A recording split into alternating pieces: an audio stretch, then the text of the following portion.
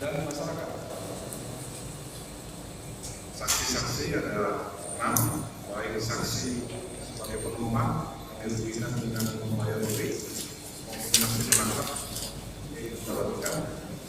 Barang bukti yang langsung di TKP ada 4.800.000. Uang pembayaran dari saudara saksi Budiman yang tidak menggunakan tiket. Uang tunai 3.600.000, 3.300.000 merupakan uang pembayaran tidak menggunakan tiket juga. Manifest kapal Roro KMP Lombang Sunan Tanjung Karimun.